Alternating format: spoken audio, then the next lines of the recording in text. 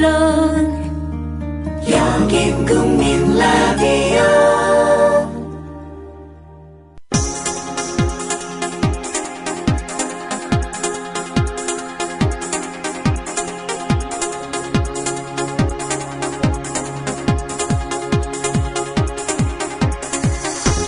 해고 이즈 해피입니다. 쫄지 않습니다.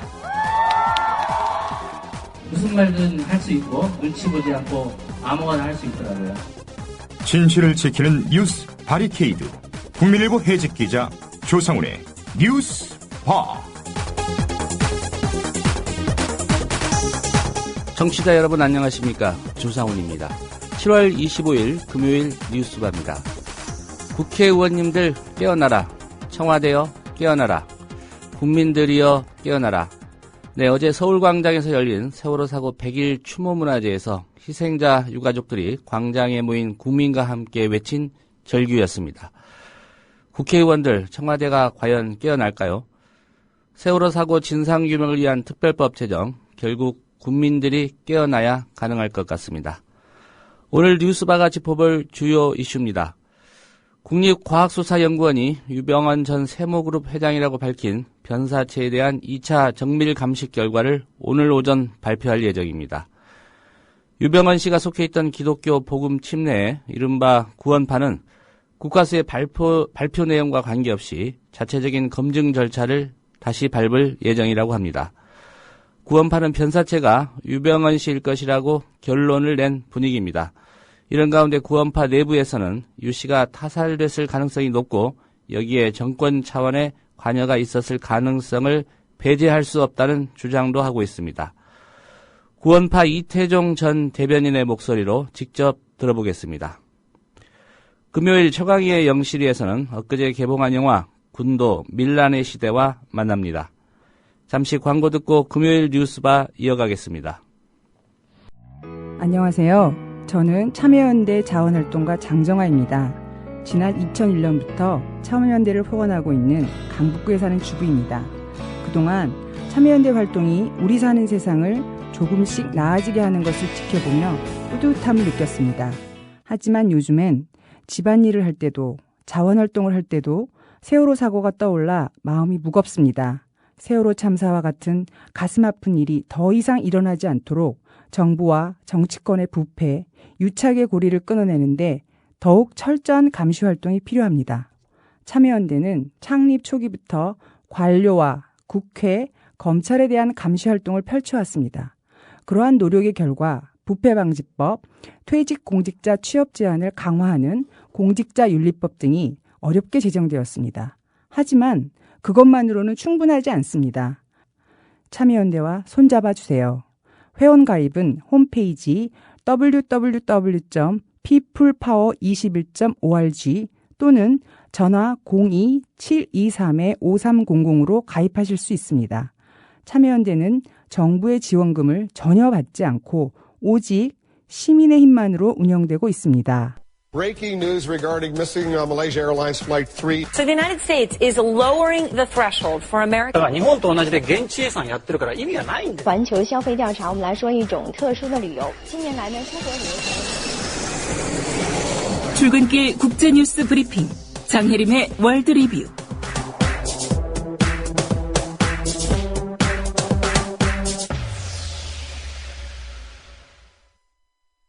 네, 한 가지 사안을 자세히 들여다보는 금요일 월드 리뷰 시간입니다. 장혜림 캐스터입니다. 안녕하십니까? 안녕하세요. 예. 오늘은 한국인이 느끼는 삶에 대한 만족도, 혹은 삶의 질과 그것에 영향을 끼치는 몇 가지에 대해서 좀 얘기를 해보겠습니다. 더 나은 삶 지수, 이런 게 발표가 됐군요. OECD는 지난 5월 2014 더 나은 삶 지수를 발표했는데요. 이것에 따르면 한국인은 OECD 회원국 평균보다 훨씬 더 많은 시간을 일하는 등 전반적인 삶에 대한 만족도가 낮은 것으로 나타났습니다. 예. OECD 회원국과 러시아와 브라질 등 36개 조사 대상국 중 한국은 25위를 기록했습니다. 삶의 만족도, 일과 생활의 균형, 건강, 환경 등 11개의 세부 평가 부문이 있었는데요. 한국인은 특히 일과 생활의 균형 부분에서 34위를 차지해 최하위권에 머물렀고요. 예. 정부에 대한 신뢰도를 묻는 세부 항목에서는 23%만 정부를 신뢰한다고 대답해 조사 대상국 전체 평균인 39%보다 크게 낮은 수치를 기록했습니다. 예, 23%나 정부를 신뢰한다는 그 내용이 더 놀라운데요. 네. 이 삶의 만족도에 영향을 끼치는 여러 요소가 있겠습니다. 그런데 가장 우선적으로 좀 고려할 부분이 이 건강한 삶을 위해서는 충분한 휴식이 필요하다 이런 얘기들 많이 합니다. 그런데 한국이 OECD 국가 중 가장 잠을 적게 자는 나라다 이런 조사 결과가 나왔죠? 네. 한국에는 평균 수면 시간이 OECD 조사 대상 18개 나라 중 가장 짧은 것으로 드러났습니다. 지난 22일 파이낸셜 타임스는 OECD 통계를 인용해 한국인은 하루 평균 7시간 49분 동안 잔다고 전하며 이는 조사 국가 가운데 꼴찌라고 지적했습니다. 예. OECD 통계에 따르면 수면 시간이 가장 긴 나라는 프랑스로 프랑스인들은 하루 평균 8시간 50분 동안 자고요. 그 뒤를 이어 미국은 8시간 38분, 스페인 8시간 34분, 뉴질랜드 8시간 32분 순으로 수면 시간이 긴 것으로 나타났습니다. 예. 프랑스인과 한국인의 하루 평균 수면 시간이 1시간 이상 차이가 납니다. 7시간 49분, 이 짧은 거라고 봐야 될지 모르겠습니다. 전체 평균이니까요. 예, 뭐 아이들, 어른 다 포함해서요. 네. 장혜림 캐스터는 몇 시간 정도 잡니까? 저는 원래 많이 잤는데 월드 리뷰를 하고 나서 한 5시간 정도 잘 수 있는 것 같습니다. 예, 이 평균 시간 낮게 하는데 좀 기여를 한 것 같네요. 네. 이 수면 시간이 짧은 이유에 대해서는 어떤 분석들이 나왔습니까? 파이낸셜 타임스는 한국인의 수면 시간이 적은 이유로 긴 근무 시간을 꼽았습니다. 그러면서 한국은 전 세계에서 가장 많이 일하지만 노동 생산성은 OECD 전체 평균의 66%에 머문 것으로 나타나 미국의 절반에도 미치지 못한다고 설명했습니다. 예. 초과 근무와 적은 휴가 일수가 만연한 한국의 노동 문화가 적은 수면 시간의 한 원인이라는 분석도 있습니다. 일본의 경우는 수면 시간이 7시간 50분으로 한국에 이어 끝에서 두 번째인데요. OECD 국가 중 한국과 일본 이 두 나라만 수면 시간이 7시간대입니다. 예. 좀 더 자세히 좀 짚어보겠습니다. 이 긴 근무 시간과 낮은 노동 생산성에 대한 조사 결과 발표가 됐습니까? 네. OECD 보고서에 따르면 지난 2012년 기준 한국의 취업자 1인당 평균 노동 시간은 2163시간으로 멕시코 다음으로 많았습니다. 반면 노동 생산성은 매우 낮은 편인데요. 한국 취업자의 시간당 노동 생산성은 OECD 34개국 중 29위였고요. 예. 취업자 1인당 노동 생산성은 24위였습니다. 물리적으로는 오랜 시간 동안 일하지만 그 시간을 다 효율적으로 쓰지는 않는다는 의미입니다. 예, 이게 문제군요. 네. 잠 적게 자고 일은 열심히 하는데 생산성이 낮다. 청소년들의 수면 시간은 어떻습니까? 청소년들의 수면 시간 역시 OECD 국가 중 한국이 가장 짧습니다. 한국 청소년의 수면 시간은 7시간 30분으로 다른 나라보다 1시간 정도 짧고요. 특히 주목해야 할 점은 우리나라 청소년들의 수면 시간이 갈수록 적어지고 있다는 점인데요. 예. 고등학생의 경우 평균 6시간 27분에서 불과 4년 사이에 1시간이나 줄어든 평균 5시간 27분으로 나타났습니다. 이는 청소년 권장 수면 시간보다도 한 2-3시간 적은 시간입니다. 이런 상황은 초등학생과 중학생의 경우도 마찬가지입니다. 예, 아무래도 뭐 공부하느라고 잠자는 시간이 짧은 것 같은데 학습 시간은 어떻게 나왔습니까? OECD 국가 학생들의 일주일 평균 학습 시간은 33.92시간인데요. 예. 한국 학생들은 49시간으로 평균보다 15시간이나 더 공부하고 있습니다. 결국 OECD 국가 중 중고등학생들에게 잠은 가장 적게 재우고 공부는 가장 많이 시키는 나라가 한국이라는 걸 알 수 있습니다. 예. 이런 것들 때문일까요? 우리나라 청소년들의 행복지수 낮다고 잘 알려져 있는데 실제 어떻습니까? 우리나라 어린이와 청소년들이 느끼는 행복의 정도가 6년째 OECD 국가 가운데 최하위를 기록하고 있습니다. 여기에 주목할 만한 것이 있는데요. 행복을 위해 가장 필요한 것이 무엇이냐라는 질문에 초등학생은 화목한 가정과 건강을 꼽았고요. 중학생은 화목한 가정과 성적 향상을 꼽았는데요. 예. 고등학생은 행복의 제일 조건이 돈, 그리고 성적 향상이라고 대답했습니다.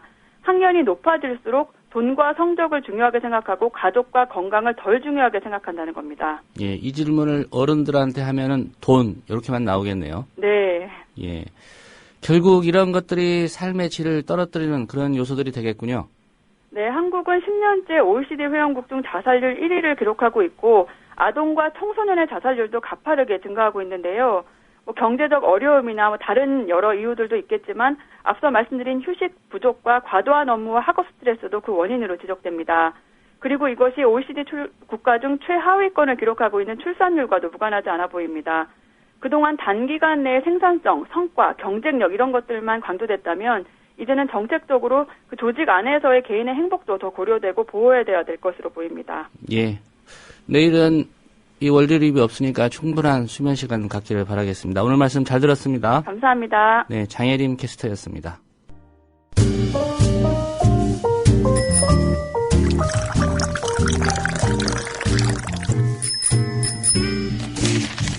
아침 신문 귀로 읽기 김용민 PD의 조간 브리핑.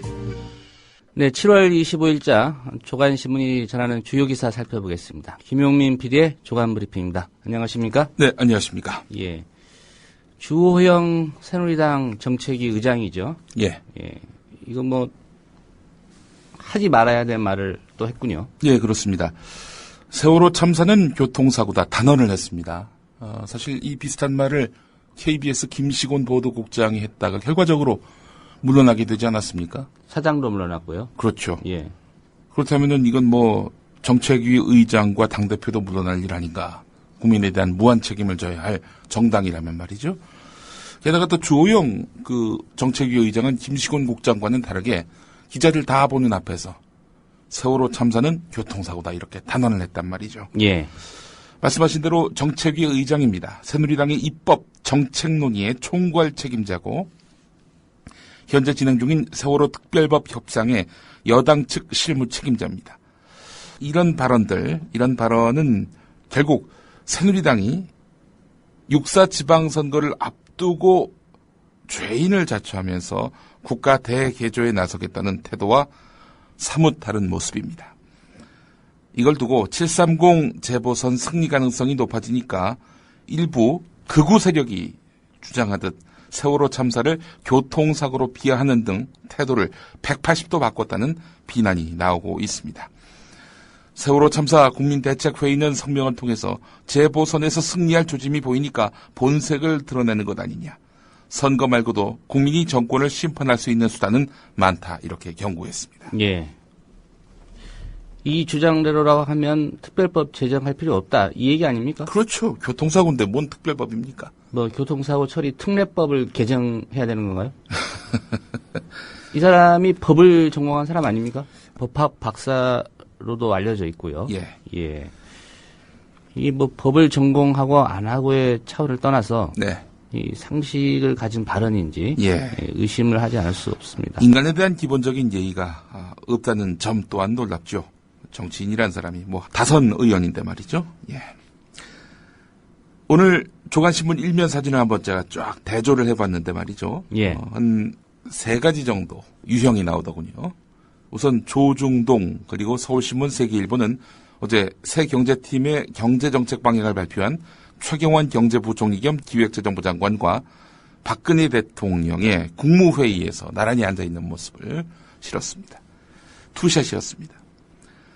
국민일보와 한국일보는 국회 행정안전위원회에 불려나간 이성한 경찰청장이 의원들 추궁에 당혹해하는 모습을 실었고요. 경향신문과 한겨레는 세월호 참사 100일을 맞아서 서울광장에서 열린 추모 집회, 그때의 사진을 실었습니다. 신문사들은 어떤 이슈에 더 관심이 있는지 명징하게 드러나는 그런 일면 사진이었습니다. 정치권 소식으로 넘어가 보겠습니다. 조선일보 일면 제목이 이렇습니다. 야권 단일화 없다더니 결국은 후보 나눠 갖기. 그리고 6면으로 가보겠습니다. 약속한 듯 기동민 사퇴 3시간 뒤에 정의당 후보 2명 줄 사퇴. 여당 패색을 스스로 인정한 것. 국민을 우롱한 것. 나경원은 떴다방 정치에 동작이 암울하다. 이렇게 제목을 달았습니다. 조선일보가요. 그리고 그 같은 면 하단에는 꼼수 공천에 이어서 꼼수 단일화. 이러고도 새정치인가. 정의당은 알박기 공천에 성공했다. 이렇게 제목을 달았습니다. 맹비난을 퍼붓고 있는 거죠. 자, 어제 사설로 한번 비난했던 조선일보였거든요. 또 도진 야권 후보 단일화병, 이런 구태 언제까지, 이런 제목의 사설이었습니다. 오늘도 사설을 치렀습니다. 야당 또 후보 맞교환 거래, 아예 정치 장사꾼으로 나섰나. 예. 뭐 하여튼 금도를 넘어선 그런 맹비난입니다. 자, 내용을 보겠습니다. 후보 단일화가 이루어진 지역은 대부분 각종 여론조사에서 새누리당이 우세했거나 여야가 박빙의 접전을 펼쳤던 곳이다. 야당 지지표를 하나로 모으면 판세의 변화가 생길 수 있다. 동작을에 나선 정의당 노회찬 후보는 진보 진영을 대표하는 정치인이고, 수원정에서 사퇴한 정의당 천우선 후보는 그 당의 대표다. 이런 비중 있는 정치인들이 직접 후보직 뒷거래에 앞장선 셈이다. 선거가 일주일도 남지 않은 시점에 이렇게 대놓고 후보 자리를 주고받는 정당은 세계 어디에도 없을 것이다. 중앙일보 보겠습니다. 어제 사설에서요, 동작을 야권 후보 단일화는 정치 왜곡이다, 이런 사설을 썼거든요. 예. 오늘도 사설을 실었습니다. 유권자 우습게 보는 기동민 천호선. 사설 내용은 이렇습니다.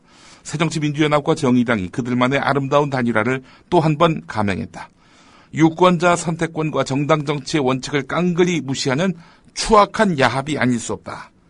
이렇게 사설을 시작했고요. 사설 끝부분에는 새정치연합과 정의당은 두 개의 선거구에서 주고받기식 야권 단일 후보를 내므로써 새누리당과 대등한 게임을 치르게 됐다. 그 대신 자신의 가치로 승부하지 않고 상대방을 떨어뜨리는 게 최상의 목적인 미움과 부정의 정치 문화가 또 판치게 됐다. 이런 내용입니다. 동아일보 일면 보겠습니다. 선거 코앞 나눠먹기 단일화, 이런 제목을 달았습니다. 동아일보의 논지가 이미 일면 제목에서 그대로 드러납니다. 어제 동아일보도 사설에서 야권 단일화 움직임에 대해서 쐐기를 박았습니다. 나의 호는 완주라던 노회찬의 말장난, 이런 제목의 사설이었습니다. 오늘은 결국 기동민 사퇴로 막내린 새정치식 전략공천쇼, 이런 제목의 사설입니다. 예. 새정치연합과 정의당은 국민의 거부감을 감안해 당 차원에서 관여하지 않은 척했지만 내심은 묻지마 단일화를 통해 어떻게든 이겨보겠다는 계산이었다. 우리 스스로 미래의 세력임을 입증하기 위해 기동민 후보를 전략공천했다며 돌려막기식 공천쇼를 벌인 안철수 대표는 결국 미래의 세력이 아님을 스스로 입증한 셈이 됐다라고 거의 새누리당 성명 같은 내용의 사설을 실었습니다. 조중동이 펄펄 뛰네요. 예, 어제 기동민, 노회찬 단일화, 이것을 두고 맹비난을 퍼붓고 있습니다. 물론 이 문제와 관련해서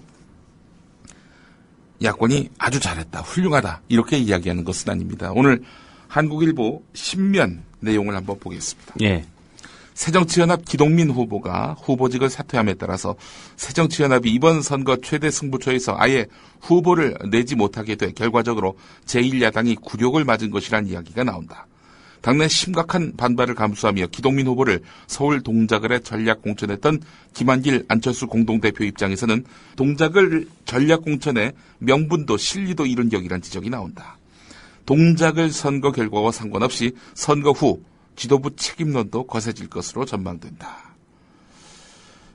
두 대표가 어렵사리 시작된 야권 후보 단일화 논의 과정에서 제 역할을 못했다는 비판도 제기되고 있다는 점, 이런 것까지 감안해 본다면은 이번 동작을에서의 그 두 대표의 처신은 두고두고 논란거리가 될 것이 분명합니다.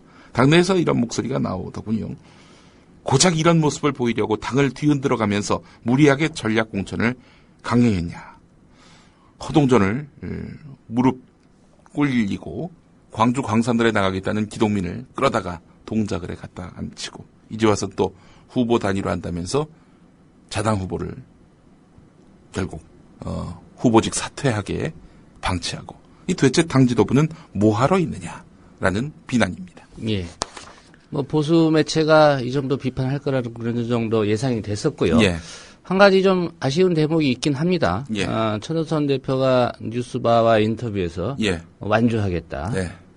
노회찬 당선시키기 위해서 당대당 연합하는 거 아니냐. 네. 나도 후보다. 예. 나도 당선되고 싶은데 완주하겠다. 예. 라고 했는데 결국 본인도 지금 사퇴를 하지 않았습니다. 근데 그런 말을 했습니까? 예. 그 말을 믿은 국민이 바보라고 한다면 예. 더 이상 할 말은 없겠습니다만은 예. 어쨌든 끝까지 그 말을 지키지 않은 건 7월 24일까지 완주하겠다. 뭐 그랬다고 하면 이해가 되겠죠. 사전투표 전까지는 완주하겠다. 뭐 앞에 그 부분이 없었기 때문에. 저도 혹시 그 말이 빠졌나 해가지고 궁금해서 물어보려고 했는데 바로 말씀하셨네요. 혹시 7월 24일까지 완주하겠다 이런 말을 하신 건 아니었는지. 이 최재경 인천지검장 이야기를 안 할 수가 없습니다. 오늘 한겨레가 그렇지 않아도 신면에서 다뤘는데요.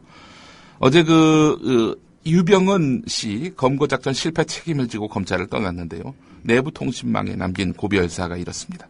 어느덧 젊은 검사의 꿈과 열정은 쓰러지고 상처뿐인 몸에 칼날 맞아 무뎌진 지금이 바로 떠날 때임을 느낍니다. 검찰은 본인들 스스로가 칼을 쓴다고 생각하는군요. 칼 얘기가 많이 나와요. 검사들 얘기 중에. 검사할 때 그 검하고 그 칼할 때 검, 그건 좀 다른데요. 그렇죠. 하여간 이 최재경 지검장 같은 경우 대검 중수 1과장, 서울중앙지검 특수 1부장, 대검 수사기획관, 대검 중수부장 같은 특별수사의 요직을 빼놓지 않고 섭렵한 대표적인 특수통입니다. 사실 최재경 지검장은 검찰 내에서 신망이 두터운 그런 편이었다는 평가를 오늘 한겨레가 다루고 있는데 수사 능력이 출중하면서도 성품은 소탈하다는 게 그런 평가의 근거가 됐는데요.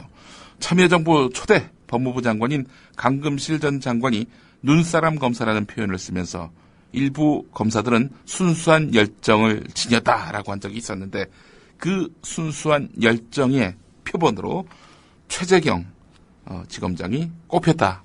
이런 이야기가 검찰에서 나왔다는 겁니다. 자, 하지만 어느 때부터인가 정치성 논란에 휩쓸렸던 인물인데요. 최재경 지검장이 말이죠. 강금실 장관 시절에 대검 중수부 수사 내용을 일부 누락시키고 보고했다는 이유로 수원지검 부장검사로 좌천당한 뒤 사표를 던지자 그를 달리 보는 이들이 생겨나기 시작했다는 거지요. 이명박 당시 후보에게 면죄부를 준 BBK 사건 수사도 최재경 지검장의 순수성에 의문부호를 키웠다는 평가입니다. 이명박 정권 초기 공기업 비리를 뒤지면서 노무현 정권 인사들에 대한 먼지 털기식 수사를 지휘했지만 나중에 무죄 판결이 속출하면서 명성에 큰 금이 가기 시작했습니다. 정치적 어떤 의도 때문에 이렇게 무리한 수사를 했던 거 아니냐라는 꼬리표가 달리기 시작했다는 얘기인데요. 또 내분의 중심에 서기도 했습니다. 대검 중수부장 시절에 한상대 검찰총장과 충돌하면서 이른바 검란의 주인공이 됐는데 김광준 부장검사 10억 수뢰 사건 등으로 공지에 몰린 한상대 총장이 타겟책으로 중수부 페이지 카드를 꺼내드니까 최재경 지검장은 수용할 수 없다 이렇게 외치면서 맞섰다는 거지요. 수사를 받고 있는 부장검사와 언론 대응책을 논의하는 문자 메시지를 주고받은 최재경 지검장에 대해서 한상대 총장이 감찰을 지시했는데 대검과 또 서울중앙지검 간부와 검사들이 도리어 당신이 그런 지시할 자격이 있느냐? 당신이 물러나라. 이렇게 요구하면서 결국 한상대 총장은 불명예 퇴진을 했죠. BBK 검사, 항명 검사라는 이미지 탓이었을까? 동기 가운데 항상 최선두에 서 있던 최재경 지검장은 지난해 고검장 승진해서 탈락했습니다. 김진태 검찰총장은 유병헌 씨 일가 수사를 인천지검에 맡기면서 마지막 기회를 줬지만은 퇴근 없는 철야를 선언하면서 전력 투구를 했지만 결과는 참담했던 것이죠. 그래서 결국 명예롭지 못하게 퇴장하게 됐다 이런 얘기입니다. 오늘 한국일보 6면을 보면은 결국 최재경 지검장 책임으로 돌아갈 수밖에 없는 검경 사이의 정보불통을 짚은 내용이 있습니다. 검경은 유병헌 씨에 대한 수사를 벌여온 지난 3개월 동안 크고 작은 오판을 하거나 실수를 저질렀다. 이런 내용입니다. 특히 검찰의 정보 독점이 총체적인 부실 수사를 불러온 정황이 드러나고 있다는 겁니다. 전남 순천 송치제 유병헌 씨의 거처였지요. 그 인근에 그 숲속의 추억 별장에서 유병헌 씨를 수행하다가 구속된 측근으로부터 5월 25일 급습 당시에 유병헌 씨가 통나무 벽 은신처 안에 숨어 있었다라고 진술을 받아내고 이튿날 이곳에서 돈을 발견했다. 뭐 이런 내용이었죠. 인천지검 특별수사팀이 지난 23일 기자회견을 자청해서 두 가지 중요한 사실을 공개했는데 검찰이 이런 그 측근의 진술을 지난달 26일에 확보하고도 한 달 가까이 숨긴 거죠. 이것이 바로 유병헌 검거에 지장을 초래한 결정적인 변수가 됐다는 겁니다. 경찰은 돈이 버려진 사실을 공유하지 않은 부분을 뼈아프게 여기고 있습니다. 경찰 고위 관계자는 유병헌 씨 회장 수중에 돈이 없다는 것은 걸어서 도주했을 가능성을 뒷받침하는 중요 단서 아니냐. 당연히 차량 검문이 아니라 인근 야산이나 밭 등으로 수색 범위를 좁히고 경찰력을 대거 투입했을 것이다. 이렇게 말했다는 겁니다. 돈을 두고 도망갔다. 이런 얘기들을 검찰이 자기들만 정보를 쥐고 경찰에다 주지 않았기 때문에 경찰은 이 차로 먼 곳으로 도주했을 것이다. 이렇게 착각을 하고 결국 등잔 밑에서 시신을 놓쳤다. 이런 얘기죠. 예. 자, 이런 정보 불통.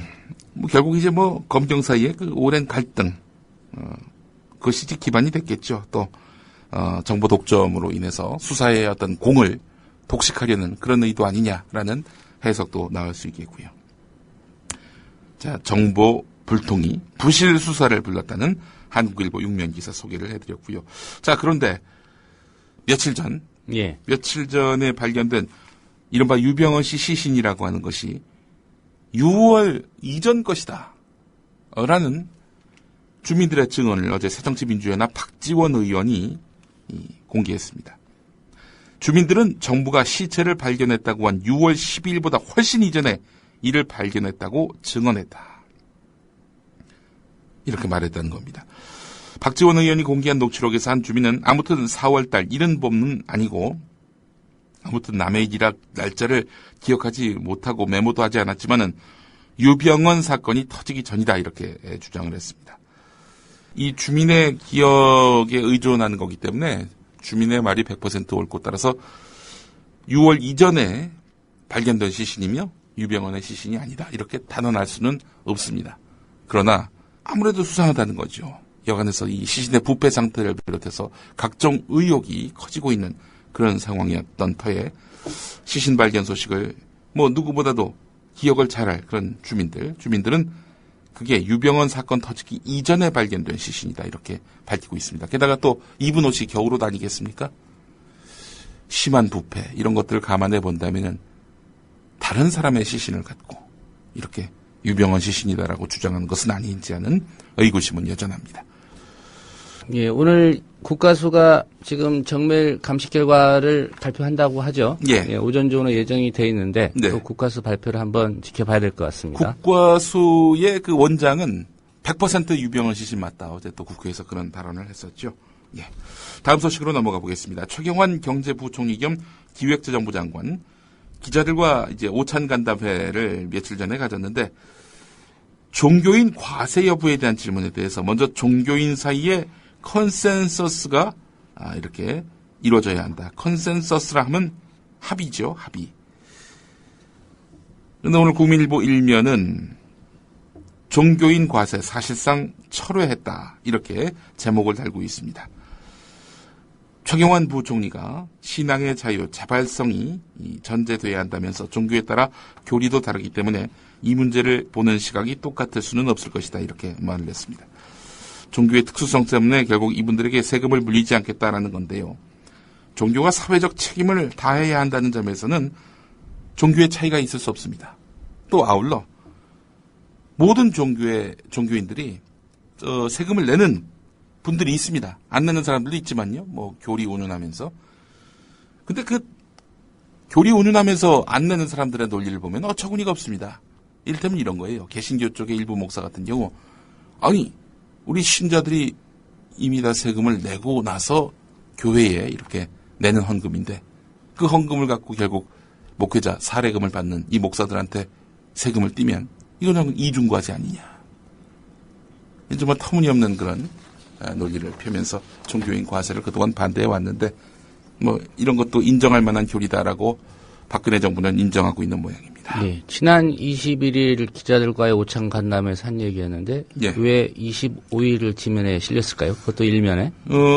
어제 그 발표 최경환 경제부총리가 경제정책 방향을 발표하는 자리에서 예. 결국 종교인 과세에 대한 뚜렷한 가이드라인을 제시하지 않아서 뭐 결국 그때 발언을 감안해 보면은 결국 종교인 것에 안 하려고 하는 것 아니냐 이런 해석을 나올 수 있는 거죠. 오늘 국민일보는 이걸 일면에 다뤘고요. 서울신문도 다뤘습니다. 예. 종교인 같지 않은 종교인들도 있는데 그 사람들은 과세해야 되는 거 아닙니까? 그걸 또 어떻게 판가름할 기준들이 마땅치 않아서 말이죠. 예. 자, 관련한 소식입니다. 최경환 경제부총리가 박근혜 대통령 주재로 열린 경제관계장관 회의에서 새 경제팀의 경제정책 방향을 발표했습니다. 내용은 강력한 경기 부양책을 시행하겠다는 겁니다. 내년까지 모두 40조가 넘는 자금을 투입하는 등 확장적 거시 정책과 함께 부동산 경기 활성화 대책도 내놓았습니다. 아시는 대로 LTV, DTI 모두 다 무력화시키자는 그런 내용들입니다. 살림살이가 나아질까? 의지는 있어 보이지만 실효성은 불투명하다. 오늘 한국일보가 한 면을 털어서 상세히 전하고 있습니다. 근로소득 증대 방안 같은 것들 내놨는데 과연 기업들이 호응할지 이게 미지수고 배당 소득을 증대하는 것 이거 뭐 기업의 유보금 이거를 최대한 이 소득 증대에 도움이 되도록 하겠다 이런 거 아니겠습니까? 하지만 이건 또 주주들에게만 해당한 일이고 주식 비투자자에게는 그림의 떡이 될 수밖에 없다는 겁니다. LTV, DTI 완화로는 가계부채가 또 크게 늘어나는 그런 역효과 이것도 우려할 수 있다는 겁니다. 예. 자, 하지만 오늘 조선일보와 중앙일보는 사설을 통해서 어제 경제대책 매우 긍정적으로 평가했습니다. 조선일보 같은 경우 기업이 투자할 의지와 자금이 있어도 투자하지 못하게 가로막는 나쁜 규제를 철폐하는 게 중요하다는 박근혜 대통령 발언을 인용하면서 조선일보는 정부의 새 경제정책 방향이 성공하기 위한 해답이 바로 이 박근혜 대통령 발언에 담겨 있다. 정부는 투자 활성화를 위한 규제 완화, 또 규제 철폐의 전통적인 처방도 강력하게 밀고 나가야 한다. 이렇게 밝혔습니다. 규제 철폐하라. 이런 얘기죠. 조선일보는. 중앙일보 같은 경우 어제 그 최경환 부총리의 경제정책 방향에 대해서 한마디로 침체 일로의 한국 경제를 한 방에 상승 국면으로 되돌려 놓겠다는 충격요법이다. 이렇게 긍정적으로 평가했습니다. 이를 위해서 그동안 논란이 됐거나 대놓고 거론하기 껄끄러웠던 정책도 불사하겠다는 최경환 경제팀의 각오를 소개하더니 LTV, DTI를 화끈하게 풀기로 한 것이 대표적이다라고 화끈하게 푼 것에 대해서 긍정적으로 묘사를 했습니다. 화끈하게 풀다가 화끈하게 망할 수도 있다는 거. 이런 우려는 중앙일보 사설에서 찾아볼 수 없었습니다. 자, 반면에 경향신문 현재 내수 부진이 가계부채, 고령화, 고용불안 등 우리 사회의 문제가 총체적으로 결합된 데서 비롯된 것이란데 이론의 여지가 없다. 이들 문제는 규제를 완화하고 돈을 풀고 부동산을 띄운다고 해결되지 않는다. 복지 확대와 노동시장 개혁, 가계소득 증대 같은 근본적인 문제 해결 없이는 불가능하다. 경제를 살린다면서 기업만 쳐다보고 가계를 방치하는 것은 한국 경제의 외바퀴만 돌리는 것과 다름없다. 이렇게 지적하고 있습니다. 예. 한겨레도 비슷한 내용의 사설을 실었습니다. 다음 소식 살펴보겠습니다. 서울신문 12면 기사인데요. 경찰의 처벌 의지에 따라서 집회에서 측정되는 소음, 이 소음이 달라질 수 있다는 겁니다. 고무줄 단속을 하고 있다는 겁니다. 전문가와 함께 기자가 집회 현장의 소음을 측정해 보니까 보수단체 집회에서는 4차례나 규정 위반 사례가 발견됐는데 초반에 뭐 비교적 시끄럽지 않을 때 소음을 측정하고는 경찰이 현장을 떠났다는 겁니다. 하지만 진보 또 노동계 시위는 아주 철저하게 저인망식으로 이렇게 소음을 측정한다는 거죠. 이런 이중 잣대 왜 이러겠습니까? 보수단체 집회에 대해서 정부가 미온적으로 대처하는 이유 뭐겠습니까? 뻔하지요. 국민일보 신면을 보겠습니다. 집안 치마 논란이 거센 제2롯데월드 서울시가 안전용역을 이렇게 입찰했는데 예. 유찰됐다고 합니다. 석촌호수에 물이 점점 빠지는 것과 이 제2롯데월드 공사의 연관성을 규명하기 위해 서울시가 안전용역을 입찰했는데 이 유찰됐다는 거예요. 전문기관들 이야기로는 이게 뭐 어떤 결과를 내놔도 여론의 반발 가능성이 크고 따라서 그렇게 하다 보니 부담을 느낄 수밖에 없고 게다가 또 용역비가 턱없이 부족하다 이러면서 난색을 표하고 있다는 겁니다. 서울시가 그래서 재공고를 낸다고는 하는데 무산될 경우엔 결국 롯데 측 의뢰 용역업체만 남는다는 겁니다. 롯데의 입장을 반영한 용역 결과만 갖고 결국에는 제2롯데월드가 안전한지 불안전한지 이런 것들을 따질 수밖에 없다. 뭐 이런 얘기겠죠. 이런 가운데 공정성 시비가 붙지 않겠습니까? 그렇죠. 당연하죠. 그런 점이 문제입니다.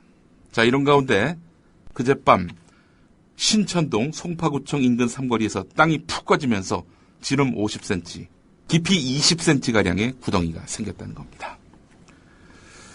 조전혁 명지대 교수, 전교조 가입교사 명단을 공개해가지고 해당 교사들에게 1인당 10만 원씩 손해배상을 해야 한다는 판결이 대법원에서 나왔죠.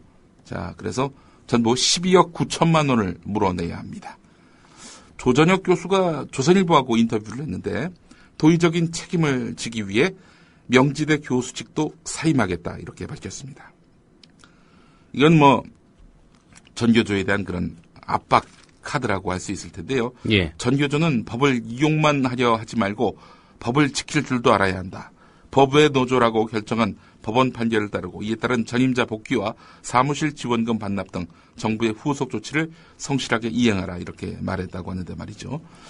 본인이 지금 대법원 판결을 받고 이런 입장을 밝히지 않았습니까? 예, 예. 그러면 전교조도 일단 대법원 판결까지는 기다려야죠. 글쎄 말입니다. 예. 그리고 아니 무슨 법적 책임을 지는 게 어떻게 교수직 사퇴하고 등치될 수 있습니까? 이해할 수가 없네요.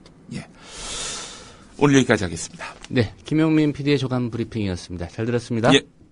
대통령의 눈물 몇 방울에 이미 완전히 침몰한 세월호는 또 한 번 물속으로 가라앉았습니다. 수학여행을 가던 길이었는데 정말 다행스럽습니다. 전원이 다 구조됐다는 소식, 이 소식 전해드립니다. 군 당국은 해군 함정들은 물론이고 육군과 공군까지 동원 가능한 모든 전력을 침몰 사고 현장에 급파했습니다. 그 담화 내용을 보면요, 예상을 뛰어넘은 일종의 국민들한테 좀 충격을 좀 준 것 같습니다. 그런 면에서 본다면 대통령의 이제 담화는 매우 성공적이었다, 저는 그렇게 보여지고요. 유병헌 씨의 도피를 돕다가 체포된 30대 여성 신모 씨의 모발과 순천 별장에서 가져온 체액이 묻은 휴지의 DNA 검사 결과가 언론이 사회의 공기라고요? 갈 길을 잃어 표류하면 흉기가 될 수 있습니다. 권력과 자본으로부터 완벽하게 독립한 협동조합 언론, 미디어 협동조합. 조합원이 돼 썩지 않도록 계속 커가도록 힘이 돼주십시오. 조합원 가입은 미디어 협동조합, 국민TV 홈페이지에서 하실 수 있습니다.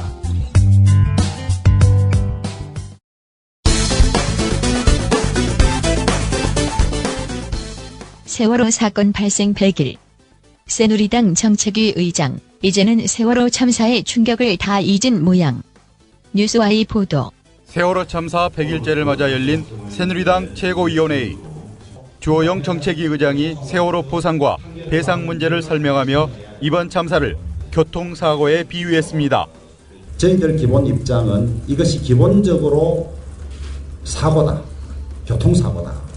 세월호 보상이 천안함 순국 장병보다 많아서는 안 된다는 점을 강조하면서 나온 말로 주 정책의장은 논란이 일자 철도, 항공기, 선박 사고의 본질은 교통사고라며 이런 사고는 운전한 사람과 운송회사를 상대로 손해배상을 청구한다는 점을 지적한 것이라고 설명했습니다. 야당은 일제히 비판을 쏟아냈습니다. 도대체 인간이 먼저입니까? 돈이 먼저입니까? 생명이 먼저입니까? 돈이 먼저입니까? 도저히 믿을 수 없는 발언이 아닐 수 없습니다. 교통사고, 어디서 많이 들어본 이야기. 지난 5월 9일. 세월호 희생자 유가족들이 KBS 보도국장이 회식 자리에서 세월호 참사를 교통사고와 비교하는 발언을 했다며 KBS와 청와대를 항의 방문했습니다. 논란에 휩싸인 KBS 보도국장은 일부 언론이 사실을 왜곡했다고 해명하고 자진 사퇴했습니다. 언론노조 KBS 본부가 전체 내용은 거두절미한 채 일방적으로 반론은 단 한마디도 싣지 않은 채 왜곡해 지난 3일 성명서를 낸 것입니다. 유족들의 반응은 냉담했습니다.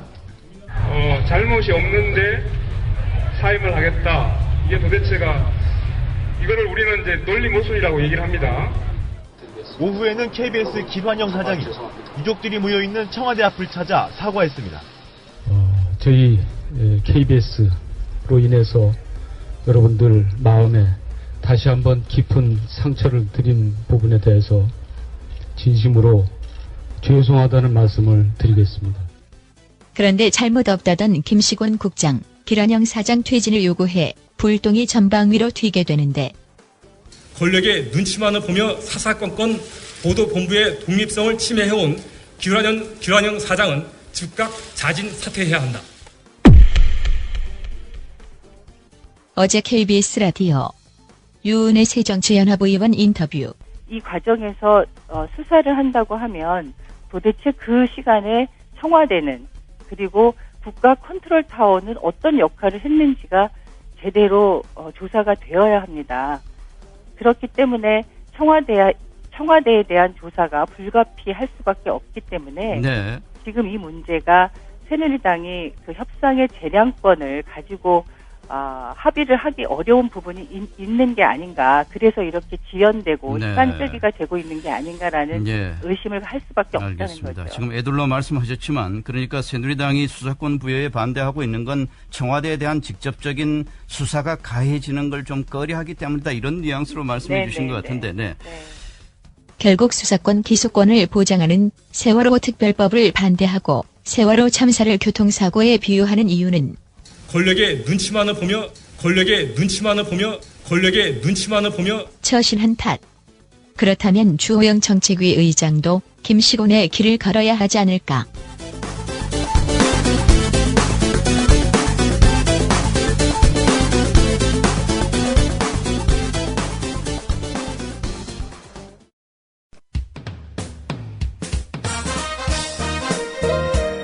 균형 잡힌 시각, 정직한 분석, 조상훈의 뉴스바. 이어서 초대석으로 만납니다.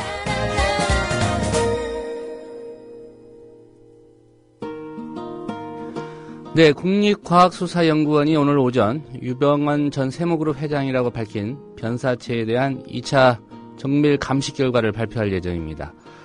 국가수의 발표로 유병언 씨의 죽음과 관련된 모든 의문이 풀릴지는 알 수 없습니다. 세월호 사고 이후 유병언 씨의 신병을 놓고 검경과 대립했던 기독교 복음 침례 이른바 구원파는 변사체가 유 씨일 것이라고 결론을 낸 분위기입니다. 그러면서도 구원파 일각에서는 유 씨가 타살됐을 가능성이 높고 유 씨를 살해한 주체가 정권 차원일 수도 있다는 의심도 제기합니다. 구원파는 또 국가수 발표 내용과는 별개로 미리 추출해둔 유 씨의 머리카락 등으로 자체적인 감식을 진행할 계획이라고도 합니다. 오늘 초대석은 유병언 씨 죽음과 관련한 구원파의 입장을 들어보는 시간으로 꾸몄습니다. 어제 김효진 PD가 이태종 전 구원파 대변인을 인터뷰했습니다. 먼저 김효진 PD와 좀 얘기를 나눠보도록 하겠습니다. 김 PD 어서 오십시오. 네, 안녕하세요. 예. 먼저 이태종 씨가 어떤 인물인지 보도로는 밝혀졌지만 또 궁금해하시는 분들도 있을 것 같습니다. 간략하게 설명을 좀 해주시겠습니까? 네, 이태종 씨는 알려진 바로는 이 유병언 씨, 유 전 회장의 신임을 남달리 두텁게 받아온 인물인 것으로 이렇게 알려져 있습니다. 구원파가요, 그동안 이 각종 외부 세력하고 갖가지 유형의 다툼을 벌여오지 않았습니까? 예, 많이 드러나 있는데 문제가 생길 때마다 전면에 나서서 이 사실상의 교주인 유병언 씨하고 교회를 방어하는 역할을 해왔던 인물이라고 하고 유병언 씨도 이태종 씨한테 그런 역할을 믿고 많이 맡겼던 것으로 알려져 있습니다. 그러니까 구원파 내부의 목소리를 가장 정확하게 들려줄 수 있는 그런 사람이라고 현재로서는 볼 수 있지 않을까 싶습니다. 예. 어제 김 PD가 이태종 씨와 비교적 긴 시간 통화를 했죠? 예, 그렇습니다. 유병언 씨 변사체 논란과 관련한 입장, 그리고 유 씨와 구원파가 세월호 참사 이후 줄곧 여론의 중심에 선 사실에 관한 입장 등등을 들어볼 수 있었습니다. 어제 낮에 통화를 했는데 나름대로 의미가 있는 얘기도 포함이 되어 있습니다. 구원파의 입장이라는 게 얼마나 절대적으로 큰 의미가 있는지는 개인적인 판단의 몫이겠지만 현재 구원파가 극도로 말을 아끼고 또 입장 표명에 조심스러운 상황이거든요. 예. 많은 언론이 입장을 듣고 싶어 하는데 그러지를 못하고 있는 것으로 저는 알고 있습니다. 그런 것을 감안하면은 이어서 들으실 인터뷰 내용의 의미 부여를 조금은 더 할 수 있을 것 같습니다. 일단 제가 통화로 전화로 인터뷰한 내용을 들어보시겠습니다. 예. 교회나 유가족 분들 중에서 교회 쪽 분들이나 유가족 분들 중에서 지금까지 정확하게 시신 확인하고 오신 분이 누구이신지 좀 궁금한데요. 제가 누구인지는 잘 모릅니다. 예. 근데 우선 그 치과 선생님이 같이 가셨다는 건 알고요. 예. 유가족이라고 하셨으니까 예. 지금 유가족이라고 해서 남은 분이 오대사님 가족 맞거든요. 예. 그럼 명이 가셨는지 모르겠네요. 예. 어쨌든 그러면은 그 치과 선생님의 소견은 네. 유 전 회장이 맞다 이렇게 판단을 하고 있는 네. 겁니까? 네. 그러면 지금 교회 쪽도 교회 분들도 그런 입장 유 전 회장이 맞다는 것으로 대체로 다 받아들이는 분위기시고요. 이게 듣는 분들은 저희가 다 정부에서 발표하는 건 못 믿는데 네. 이제 저희 교인이신 분이 네. 얘기를 하니까 안 믿을 수가 없죠. 치과 선생님도 교인이시고요. 네. 예. 정부 발표는 왜 못 믿으세요? 너무 의문스러운 게 많았잖아요. 예를 들자면은 어떤 게 있을까요?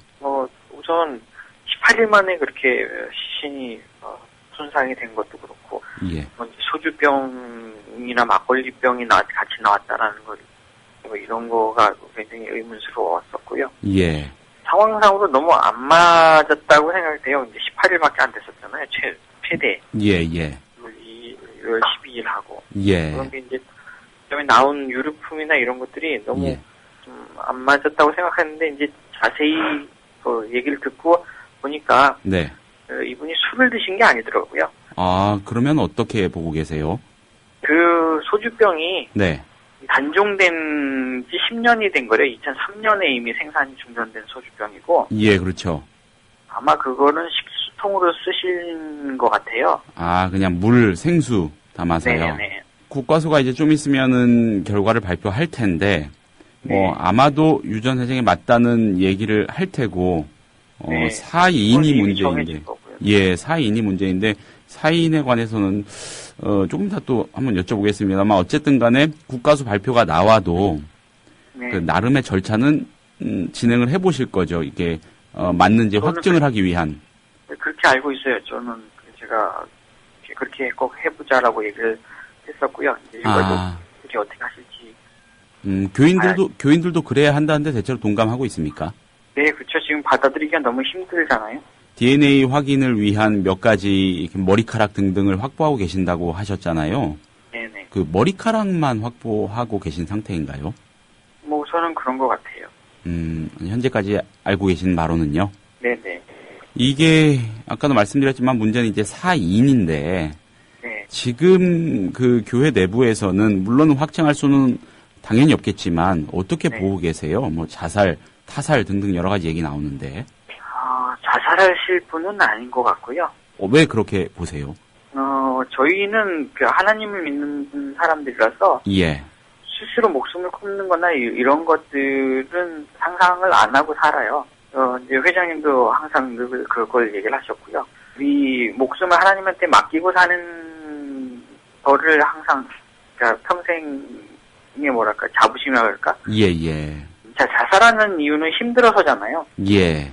그 힘든 거를 피하려고 하는 게 자살이고, 네. 하나님이 주시는 고난이라면 힘든 거라면, 네. 하나님이 멈춰줄 때까지 그건 충분히 받아야 된다라는. 감당해야 된다. 네, 그렇게 살고 있기 때문에 회장님도 고통이나 이런 걸 이렇게 무서워해서 죽음을 택하거나 이럴 그러니까 생각을 가지고 계신 분이 아니고 굉장히 정신력이 좀 강하신 분이거든요. 궁박한 상황에 몰려도 교리에 어긋나는 선택을 하진 않았을 거다. 네네. 그런데 이게 어쨌든 간에 지금 면밀하게 또 보도 기사들 다 체크하고 계시겠지만은 거의 미스테리 수수께끼 풀기 같은 양상이 되고 있잖아요. 네. 의혹이 막 계속 증폭이 되고 의혹을 낳고 그러고 있는데 이런 상황 자체는 어떻게 보세요? 교회 분들은? 우선 저희가 느끼는 거는 정부에서는 계속 구원파 죽이기를 계속하는 것 같아요. 구원파 죽이기다. 네. 예. 왜냐하면 처음에는 뭐 조직적인 도피 세력이 있다라고 막 했는데 네. 지금 뭐 돌아가신 게 거의 5월 말로 예상이 되잖아요. 예. 뭐 저희가 매번 가서 얘기를 했어요.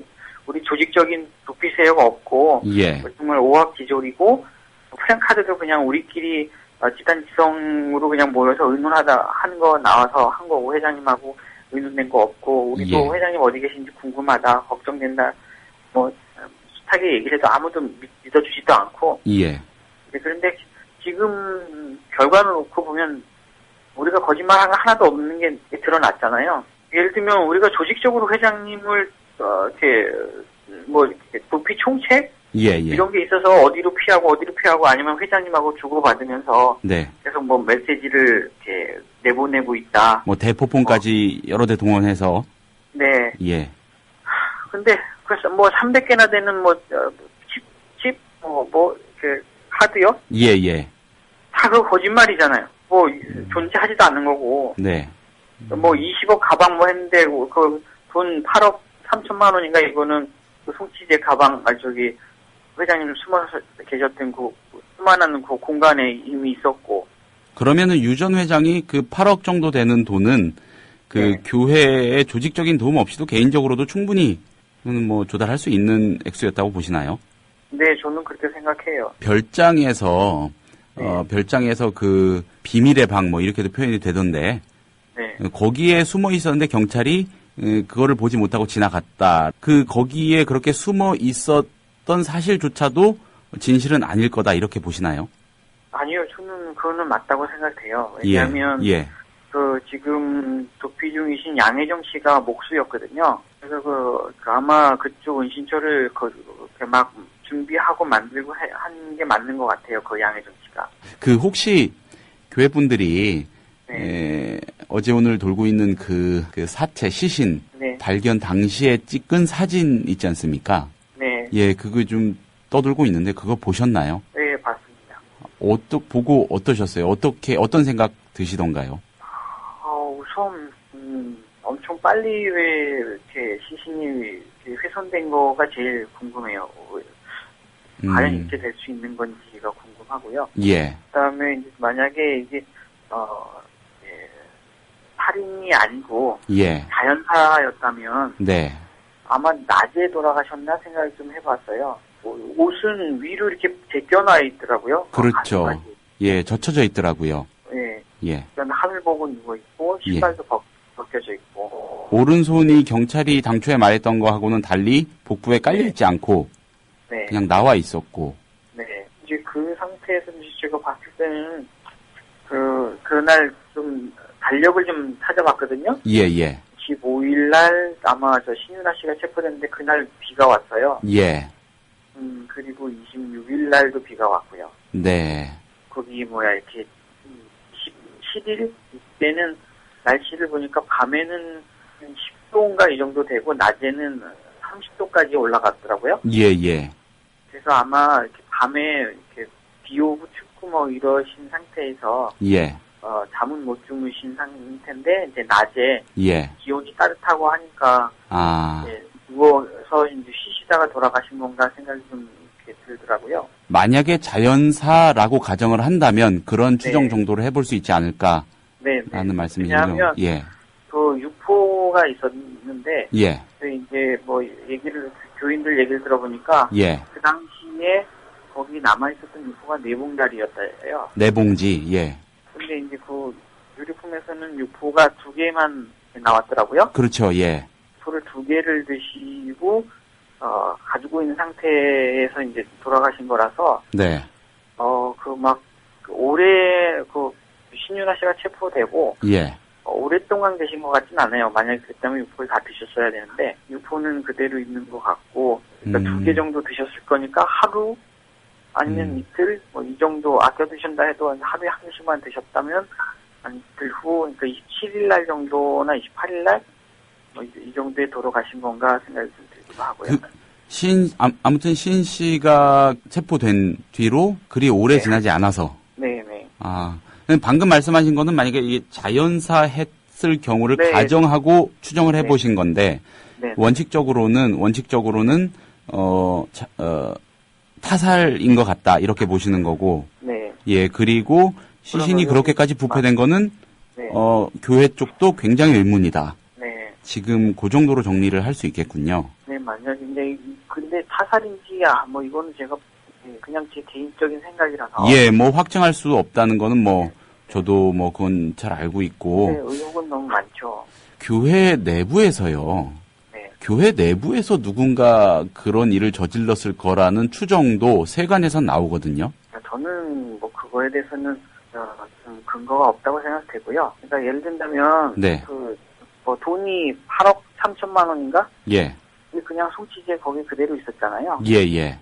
뭐 예를 들면 양혜종 씨가 만약에 나쁜 맘을 먹었다면 예. 그 돈 직접 자기가 만들어준 공간이고 네. 그런데 그걸 다 놓고 갔을 리가 없을 것 같거든요. 아니면은 이런 추정은 해볼 수 있지 않을까요? 그러니까 그보다 사실 더 많았는데 네. 뭔가 교란하기 위해서 네. 뭐 좀 남겨두고 갔다거나. 네. 그거는 좀 억측일까요? 네, 제가 봤을 때는 예.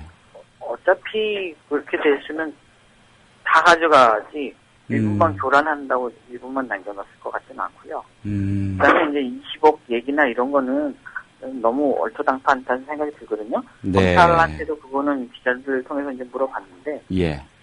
그냥 가방 크기가 그렇게 컸다라는 거지 그 속에 정말 20억이 있었다 뭐 이런 얘기가 아니더라고요. 지금 뭐 물론 순전히 그 아주 개인적이고 주관적인 추정임을 전제로 타살이 아닌가 한다고 하셨잖아요. 이게 누가 그랬을 거라고 보시냐는 질문은 조금 너무 그럴 것 같고 어느 쪽 어떤 세력에서 그랬을 개연성이 그래도 좀 있다고 추측을 하세요. 이제 저는 이게 만약에 타살이라면 예. 좀 큰 세력이지 않을까 생각을 하죠. 가정을 합니다. 큰 세력이라면은 뭐 정권 정도까지도 그리시는 건가요? 네. 정권이 개입해서 만든 일종의 그림이랄까요? 네. 그럴 수 있다는 가능성도 개인적으로는 갖고 계신다. 네, 이제 정황상으로 봤을 때는 이런 예. 일이 생기자마자 또 이제 구원파 신도나 이런 예. 사람이 구원파 쪽에서 죽였다라는 쪽으로 여론몰이가 쭉 오는 느낌이거든요. 예. 그러니까 이런 것들을 봤을 때 뭔가 지금 또 이 회장님이 돌아가신 상태에서도 예. 되는 상황을 보면 거의 구원파 해체가 목적이라는 느낌이 많이 들어요. 금융 제재나 이런 것들이 더 압박이 오고, 예. 그다음에 회장님이 돌아가신 후라고 이제 발표를 했는데도 예. 경찰들은 회장님 어디 있냐고 하면서 지금 수사를 하고 있거든요. 저희 교인들 집에 다니면서. 아, 그렇습니까? 네, 돌아가신다고 이제 공식 발표한 저녁에도 벌써 우리 교인들 여러 집에 와서 회장님 어디 계시냐고 얘기를. 아, 경찰이요? 네. 이것은 뭐 입증하실 수 있는 팩트, 사실인 거죠? 뭐 저희가 직접 카톡으로 오늘 경사 와가지고 회장님 어디 계시냐라고 해서 왔다고 해서 이제 그런 것들을 저희가 직접 접수를 받은 거니까 그분들이 증언하실 수 있죠. 아, 그게 그 변사체가 발견이 됐고 그 유전 회장으로 추정되는 사체인데 확인해보니까 맞다라는 경찰 발표가 나온 이후에 그런 일이 있었단 말씀이세요? 네. 아, 그럼 경찰 내부에서도 좀 갸우뚱하는 그런 시각들이 있었다고 볼 수밖에 없네요. 좀 많답니다. 순천에 있는 경찰들도 안 믿는데요. 여전히 그런 의혹들도 남아 있다. 네. 말씀이시고. 그러니까 이제 예. 이런 거가 너무나 황당하니까 국민들도 뭐 믿는 사람이 다 없는 것 같거든요. 의혹을 또 딴 데로 돌려야 되는 상황이라서 네. 지금 이제 구원파 중에 누가 살해한 거 아니냐 이런 것들을 조사하고 있다 이런 언론 플레이 한다. 네. 앞으로 살짝만 돌아가서요. 그 좀 큰 세력 말씀하셨잖아요. 그것이 뭐 정권일 수도 있지 않겠느냐는 정도까지 추정을 하고 계시는 것 같은데 만약에 그런 추정을 하고 계시고 지금 뭐 개인적으로 확신을 하고 계신다면은 그 말씀대로라면은 이 정권이 처음부터 끝까지 정말 엄청난 쇼를 벌인 거거든요. 네. 그럼에도 불구하고 그럴 수 있다고 추정을 하시는 겁니까? 이게 만만치 않은 일이 되는 거라서요. 이제 확신이 할 수가 없죠. 그냥 이런 건가라고 의혹을 가지는 정도죠. 뭐 제가 집중할 수 있는 문제도 아니고. 연결이 되는 질문인데 구원파를 해체하려고 하는 게 목적인 것 같다. 네. 유 전 회장으로 상징되는 구원파겠죠, 물론. 왜 해체하려고 한다고 생각하세요? 목적이 있을 건데, 예. 지금 이제 세월호 사건 이후에, 예. 저희 때문에 여론이 정권이 엄청 나빠진 거는 사실이잖아요. 예. 뭐 어떻게 뭐 했는지 모르지만, 지금 뭐 김기춘 실장이라든지, 네. 정권이 굉장히 좀 뭐랄까 안 좋은 이미지가 쌓였고, 네. 그다음에 저희 교인들이 또 이제 많다 보니까 예. 인터넷에서 댓글이나 뭐 이런 것들에 대해서 계속 세월호 진상규명을 하자고 하는 쪽으로 계속 저희도 얘기를 했고요. 예, 예. 근데 이상하게 수사를 받는 당사자는 특별법 통과해서 예. 그 위원들한테 수사권도 주고 기소권도 줘서 네. 수사하자라고 얘기를 하는데 예. 또 수사 주체가 돼야 될 정부는 왠지 그거 피하는 느낌이거든요. 이제 이 상황도 엄청 웃긴데 이제 선거 앞두고 뭐 인정하실지 인정 안 하실지 모르지만 댓글 부대가 저는 있다고 확신을 해요. 예. 네. 근데 그때 되는데 저희 교인들은 자발적으로 또 그런 댓글 참여를 많이 하고 있거든요, 지금도. 예, 예. 근데 그럴 때 보면 거의 어떤 댓글을 보면 제가 한 1000명 정도는 막 참여하시는 것 같아요. 세월호 진상규명이나 뭐 이런 것들. 예. 근데 갑자기 좀 조용하다가, 특별법 나올 때 되니까 반대에 갑자기 반대하는 사람들, 뭐 유가족 비난하고 하는 분들이 한 3000명 정도 막 공감 올라가는 걸 보면. 네. 분명히 뭔가 조작하는 세력이 있다라고 생각이 들고요. 조작인지는 모르지만, 댓글을 인위적으로 이제 조절하는 가 있는데 저희 교인들이 스스로 막 자발적으로 다는 댓글도 만만치가 않거든요. 예, 예. 그리고 이제 저희가 이게 마음속에 있는 피해받았다고 하는 그 응어리라고 할까요? 예. 이런 게 정말 여당 쪽하고는 정말 이제 많은 감정이 골이 깊어진 분들이 많고요. 이제 이런 점들이 실제로는 이렇게 정부가 앞으로 뭐 해나갈 때 두고두고 특히 이제 종교적인 신념이 있다 보니까 이게 해체가 되지 않는 이상 네. 굉장히 목에 가시 같은 존재가 될 수 있겠다고 판단을 하고요. 불편한 존재. 네. 일각에서는 이런 의혹도 많았잖아요. 그러니까 만약에 유 전 회장이 검거가 되면 현 집권 세력 주요 인사들 여권 인사들 중에서도 불편해질 사람들이 많을 거다. 네. 예, 이런 의혹 추측도 있었는데 이런 건 어떻게 생각하세요? 그건 뭐 저희가 이렇게 솔직히 말씀드리자면 여권하고 별로 결탁이 돼 있지 않은데 계속 정권하고 뭔가 정치인하고 연결돼 있다고 하니까 우리가 의도적으로라기보다는 이런 사람하고 우리 관계가 있긴 있다.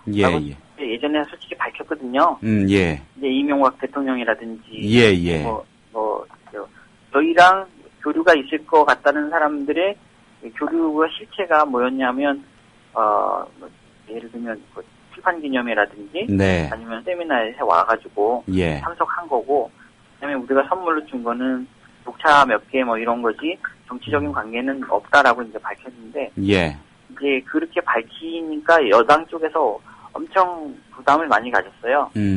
저희가 일부러 좀 여당 인사만 좀 얘기를 한 것도 있고요.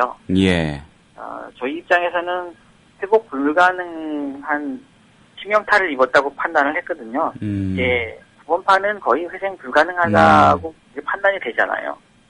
이 상황에서 그냥 할 수 있는 게 워낙 오명이랄까 더러운 이미지만 다 하고 세상에서 제일 좀 이상한 집단이 됐어요, 다들. 근데 그걸 아무리 하소연해도 들어주는 데도 없고, 국민들하고도 뭐, 이렇게 아무리 우리가 변명을 한다 해도 회복이 불가능하다는 거는 뭐 누구나 다 인정하는 거잖아요. 그러다 보니까, 어차피 죽을 거, 이렇게, 같이 죽을래?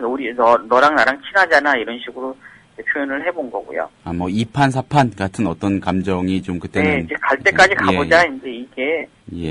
실제로 뭐가 있어서 그런 게 아니고 뭐가 있었다면 같이 죽자는 심정으로 다 폭로를 했죠. 근데 저희가 가지고 있는 건 다 이미 한 거예요, 그게. 김기춘 현수막 이른바 그거 말씀이신 것 같은데 특별한 실체적인 뭔가가 있어서 그런 건 아니었다.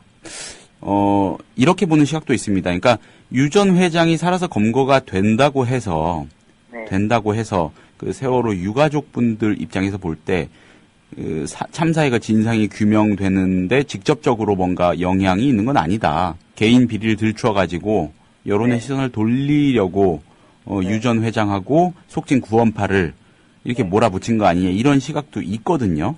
그거는 저는 시각이 아니라 거의 사실 아니라고 했어요. 제일 반발했던 게 그거거든요. 예. 우리가 죄가 없다는 게 아니고 예. 죄가 있으면 당연히 벌 받는 거 맞다. 예. 근데 순서가 바뀌지 않았냐. 네. 교통사고가 났으면 사고 현장에서 차를 꺼내가지고 차 사고가 왜 났는지 현상 분석하고 그래서 결론 나오면 그걸로 처벌해야 되는데 지금 세월호는 물에 잠긴 채 그대로 있고 지금도 논란이 있잖아요. 급변칭한 이유가 뭔지도 모르고. 예. 그 다음에 배 밑바닥에 이상한 이제 표시도 있고 하얗게 변색된 그게 이제 스크래치인지 뭔지는 모르지만. 예.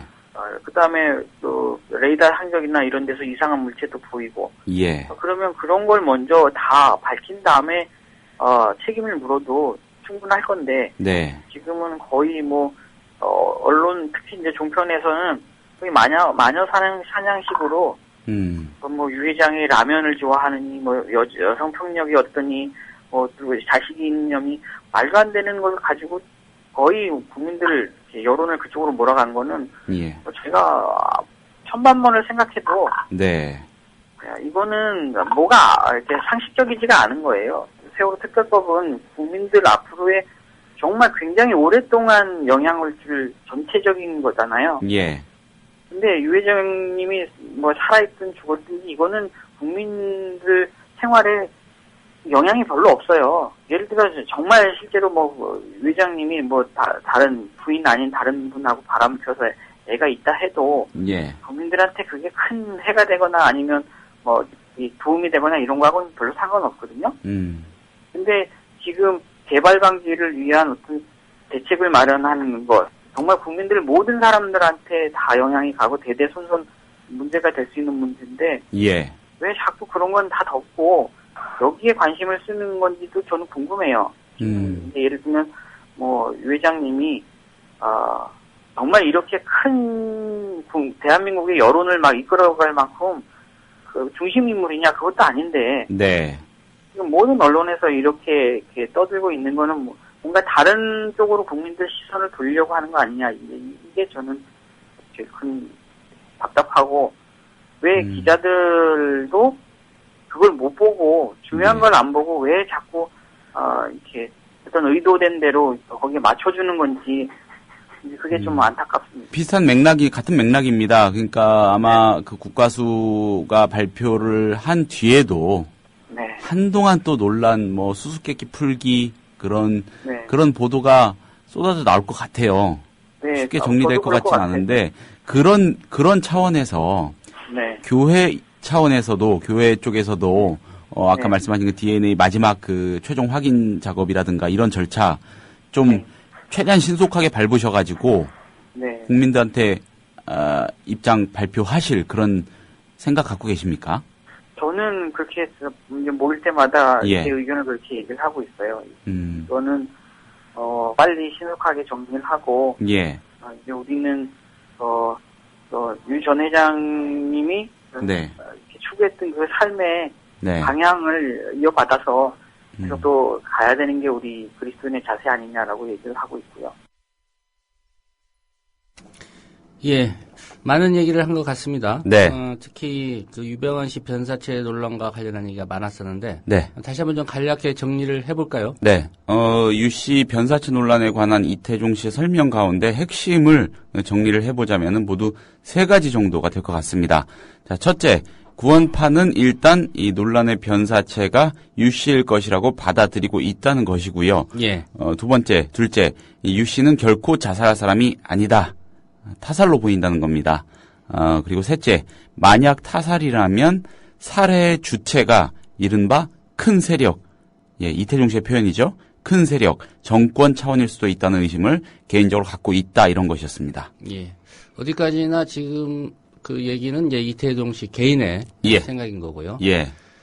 이 이태종 씨가 밝힌 그 자신의 생각이나 예. 구원파 내부의 분위기, 이번 논란과 관련해서 좀 어떤 의미가 있다고 봐야 될까요? 예, 이 구원파는 세월호 참사 이후 이 자신들하고 유 씨가 정권과 일부 언론에 타깃이 된 게 참사의 진상 규명과 이에 따른 책임에서 피해 가려는 정권의 의도적인 여론몰이였다, 언론 플레이였다 이렇게 보고 있습니다. 뭐 다수 국민의 생각하고 이런 거는 비슷한 것 같고요. 정권에 대한 반감 그리고 복수심 같은 것도 무척 큰 상황으로 저는 개인적으로 보입니다. 예. 이태종 씨는 이런 차원에서 이 내부적 동의를 바탕으로 시신을 인계받으면 유가족들과 함께 가급적 서둘러서 사인 규명 등의 작업을 별도로 진행을 할 것이고 결과를 조속히 공개하겠다고 말을 했죠. 구원파의 내밀한 성격이나 뭐 진정성, 저의 같은 거는 이 시점에서 적어도 유가족들 입장에서는 그러니까 세월호 참사의 진상 규명과 관련해서는 변론으로 봐야 하지 않을까 싶고요. 다만 구원파가 앞으로 어떤 절차를 밟고 어떤 결과를 내놓느냐에 따라서 유병언 씨 사망을 둘러싼 이 소모적인 논란이 더 증폭될 수도 일부 정리되거나 누그러질 수도 있다. 이런 예상은 해볼 수가 있겠습니다. 예. 오늘 오전에 이제 국가수가 2차 정밀 검증 결과를 발표한다고 돼 있으니까요. 네. 예, 그 내용을 또 지켜봐야 될 것 같고. 네. 또 이어서 뭐 어느 시점이 될지는 모르겠지만 그 유병언 씨의 유가족이나 네. 또 구원파 내부에서 별도로 또 지금 검증을 하겠다는 거 아닙니까? 그렇습니다. 그 결과까지를 지켜보면 네. 어느 정도 좀 가닥은 잡힐 것 같습니다. 그렇습니다. 네, 김효진 PD 수고하셨습니다. 예, 감사합니다.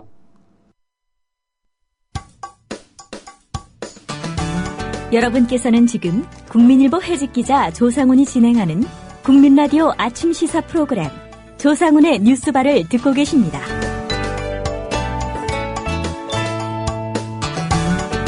네, 매주 금요일에 만나는 영화 속 실화 이야기 최광희의 영실이 시간입니다. 오늘 소개해드릴 영화는 이틀 전에 개봉한 영화입니다. 군도, 밀란의 시대. 네, 최광희 영화평론가 스튜디오에 모셨습니다. 안녕하십니까? 네, 안녕하십니까? 네, 저도 일찍이 좀 보고 싶어 했던 영화를 네. 아직 보지는 못했습니다. 네. 개봉 첫날 뭐 역대 최고 흥행 기록을 세웠다고 하죠. 50만 명을 돌파했다고 하는데. 50만 명이요? 예, 예. 예. 이번 주말 뭐 이변이 없는 한 박스오피스 1위를 차지하게 될 것 같습니다. 하정우 씨하고 강동원 씨가 호흡을 맞췄기 때문에 일단 두 사람의 조합만으로도 충분히 관객들의 관심을 가로채고 있는 것 같고요. 또 예. 범죄와의 전쟁 나쁜 놈들 전성시대를 연출했던 윤종빈 감독이 최초로 시도하는 뭐 시대극이기 때문에 더더욱 관심을 모으고 있는 것 같습니다. 올여름엔 또 이 작품 말고도 따라서 한국 시대극들이 계속해서 개봉을 합니다. 일단 다음 주에 이순신 장군의 명량해전을 재구성한 명량이라고 하는 작품이 개봉을 하고요. 예. 또 그 다음 주에는 조선 초기 건국기를 배경으로 한 해적 바다로 간 산적이라고 하는, 다시 말씀드릴게요. 해적 바다로 간 산적이라고 하는 작품이 개봉을 합니다. 김남길 씨, 손예진 씨 주연의 영화인데요. 이 세 영화가 네. 흥행에서 맞붙으면 성적표가 어떻게 될 것 같습니까? 지금 섣불리 예상하기 좀 힘든데 일단은 군도가 맨 처음 개봉했기 때문에 기선제압 효과가 좀 어느 정도 있겠죠. 예. 첫 주 개봉한 만큼 어느 정도 관계가 세이브한 상태에서 가기 때문에 명량이라든가 또 해적에 의해서 뒤집어진다고 할지라도 크게 관객 수면에서는 열세를 보이지는 않을 것 같은 그런 생각이 듭니다. 근데 명량, 해적 두 작품 모두 완성도 면에서 상당히 괜찮게 나왔어요. 예. 명량 같은 작품은 그 이순신 장군에 대해서 우리 흔히 그 김훈 씨가 쓴 카레 노래에서 묘사하고 있는 그런 이순신 장군, 약간은 그 실존적인 느낌의 실존적인 고뇌에 빠져 있는 장수의 모습이랄까요? 그런 측면에서 이순신 장군이 묘사가 되고, 러닝타임의 절반 가까이가 해전 장면인데 그 해전 장면을 참 잘 찍었습니다. 예. 그러니까 중세 전쟁의 어떤 참혹함 이런 것들을 잘 묘사를 했어요. 그래서 그런 부분에서 관객들로부터 좋은 점수를 받게 될 것 같고요. 해적 같은 영화는 조선 건국기를 배경으로 하고 있는 해상 액션 활극 영화인데요. 상당히 오락영화적인 쾌감을 잘 보여주고 있는 작품이고 또 코미디적인 호흡이 돋보이는 그런 영화입니다. 유해진 씨가 그 감초로 등장을 해서 그 영화의 적재적소에서 그 우승을 관객들에게 안겨주고 있기 때문에 제가 생각하기에는 해적도 입소문이 잘 퍼지면서 잘 될 것 같습니다. 그래서 세 작품 모두 좀 엎치락뒤치락하는 각축전을 펼치게 되지 않을까 이렇게 예상을 하고 있습니다. 예, 영화 좋아하시는 분들은 뭐 세 편 다 봐야 되겠네요. 제가 보기에는 세 편 다 괜찮습니다. 예, 세 편 다 뭐 보셔도 무방하지 않을까. 뭐 그 중에 한 편만 꼭 한 편만 골라라. 예. 이러면은 이제 거기에 따라서 취향이 조금 이제 들어가게 되는데요. 군도는 조금 통쾌한 느낌, 명량은 비장한 느낌, 그리고 해적은 유쾌한 느낌이거든요. 그러니까는 자기 취향이 난 뭐 어떤 그 감성을 좀 얻고 싶다라고 먼저 스스로에게 물어본 다음에 난 비장한 느낌이 좋아. 그럼 명량 보시고 나는 유쾌한 느낌이 좋아. 그러면 해적 보시고 난 통쾌한 게 좋아. 그러면 군도 보시고 뭐 이러시면 될 것 같습니다. 어쨌든 한국 시대극 올 여름에 개봉하는 그 시대극을 보면서 약간 그동안 우리나라 시대극의 어떤 흐름하고 좀 비견되는 뭔가 이렇게 변화상을 좀 엿볼 수가 있는데요. 좀 흥미로운 변화를 좀 볼 수가 있는 대목이 있는데 어떤 변화가 그게 뭐냐면 있습니까? 일단 지금까지 뭐 여러분들이 잘 아시는 그 사극 같은 경우에는 일단 광해 왕이 된 남자가 있고요. 또 예. 왕의 남자라는 작품도 있고요. 또 언뜻 생각하기는 또 불꽃처럼 나비처럼 이라는 작품도 있고요. 대략 그 왕조사를 중심으로 한 그런 시대극들이 많았습니다. 중심에 이제 왕실이 있는. 예, 왕실, 또 궁궐에서의 권력 암투, 뭐 이런 것들, 특히 이제 궁궐이 많이 배경으로 등장하죠. 지난 봄에 개봉했던 현빈 씨 주연의 영린이라는 작품도 정조를 예. 주인공으로 내세운 작품이잖아요. 이렇게 왕이 주인공인 작품이거나 아니면 왕이 아니더라도 어쨌든 궁궐이 배경인 그런 작품들이 줄을 이루었는데 이제 궁궐을 떠나고 있어요. 한국 시대극들이. 그러면서 이제 어떻게 보면은 그 특히 이번 주 개봉한 군도 같은 경우에는 조선 후기에 실제 했던 그 지리산 추설이라고 부르는 의적대를 이제 모티브로 해가지고 그 영화의 어떤 극적 스토리를 만들어내고 있는 작품이라고 할 수 있겠고요. 또 명량도 이순신 장군의 이야기라고는 하겠지만 어떻게 보면 그 이순신 장군과 함께 명량해전에 출전했던 그런 많은 병사들과 또 그때 당시 명량해전의 또 승리를 위해서 함께 거기서 헌신했던 많은 백성들, 이름 없는 백성들에게 예. 대해서도 헌사를 보내고 있는 그런 측면이 이제 도드라지거든요. 선조는 안 나옵니까? 안 나옵니다. 예. 그러니까 궁궐 자체가 아예 나오지가 않아요. 그리고 그 다음에 또 해적이라는 영화도 고려에서 조선으로 역성혁명에 의해서 이제 정권이 바뀌게 되는 그런 상황에서 바다의 해적과 그 다음에 그 산에서 뭐 노략질을 하면서 이렇게 살게 되는 그 이 산적들, 이 사람들이 이렇게 막 얽히고 설키면서 또 뭐 국새를 삼킨 고래를 잡으러 가는 그런 소동극이 펼쳐지는 그런 영화인데요. 예. 이 작품도 역시 도적대가 영화의 어떤 그 표면 위에서 중요한 역할을 하고 있다는 점에서는 군도라고 하고는 작품하고 좀 일맥상통한 그런 구석이 있다고 할 수 있겠죠. 그러니까 결론적으로 말씀드려서 군도, 명량, 그 다음에 해적, 올여름에 개봉하는 시대극들은 유독 그 민중사적 관점의 그 영화들이 굉장히 많다. 이런 결론을 좀 얻을 수가 있지 않을까 싶습니다. 예. 왕과 궁궐은 배제된. 네, 그렇습니다. 특히 군도 밀란의 시대 같은 경우에는 사실 지금의 시대하고 반추해 봤을 때도 어느 정도는 좀 뭔가 시대성과 이렇게 밀접한 연관이 있는 부분이 있어요. 시의성이라고 하는 부분이. 그냥 영화가 대충 만들어지는 게 아니에요. 예. 지금 관객들의 정서하고 접점을 만들어내야 되거든요. 그래서 과거를 불러낸다고 할지라도 시대극이 그 영화를 만들 때는 현재의 관객들이 가지고 있는 잠재의식 속의 어떤 불만이라든가 불안, 이런 욕망, 이런 것들이 같이 투영이 되기 마련이거든요.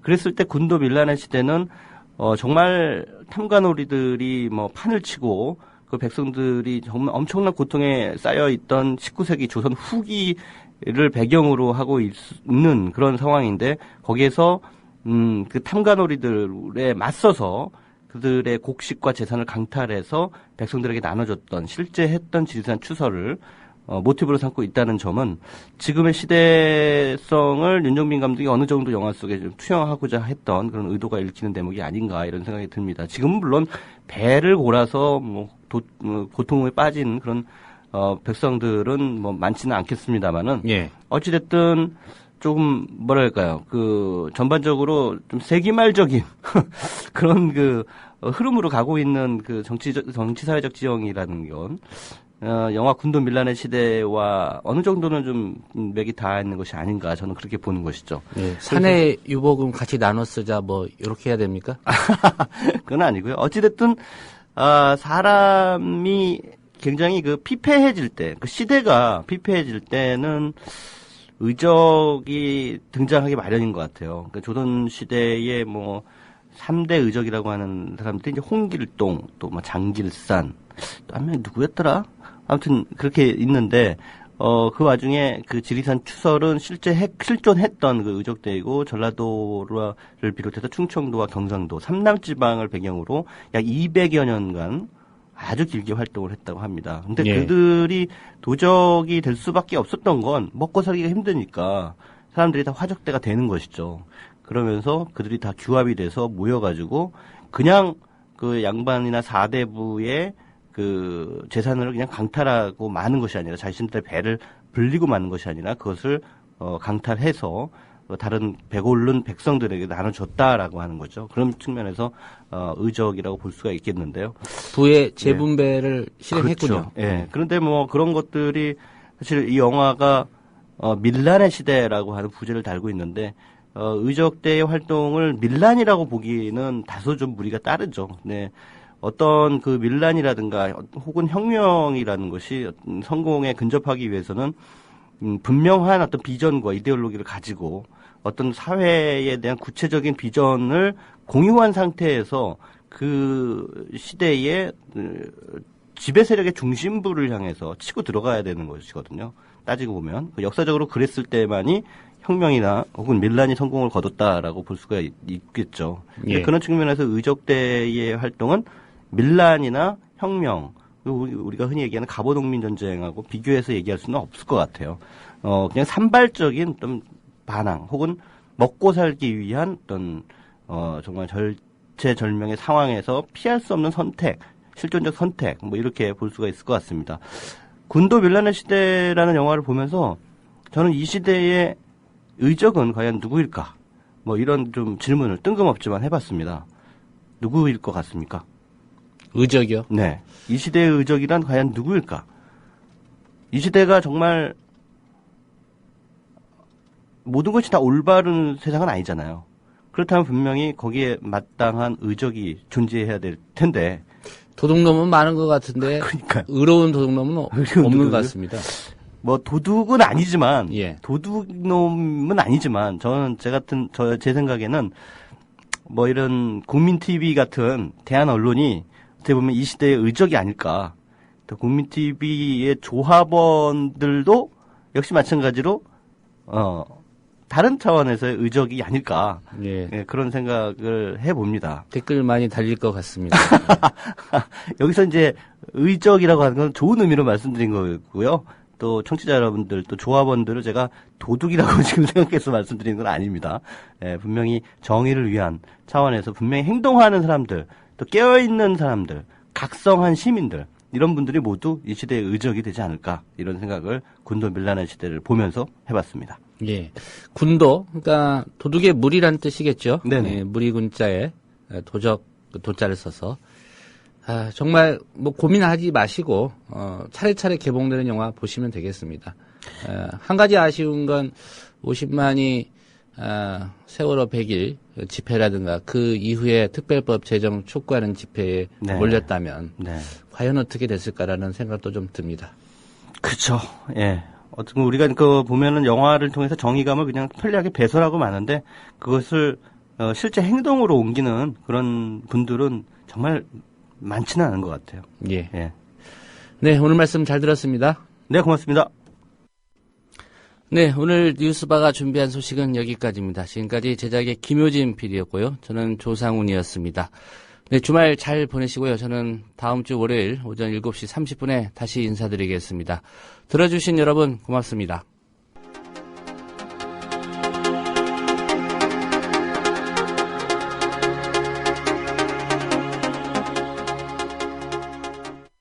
여기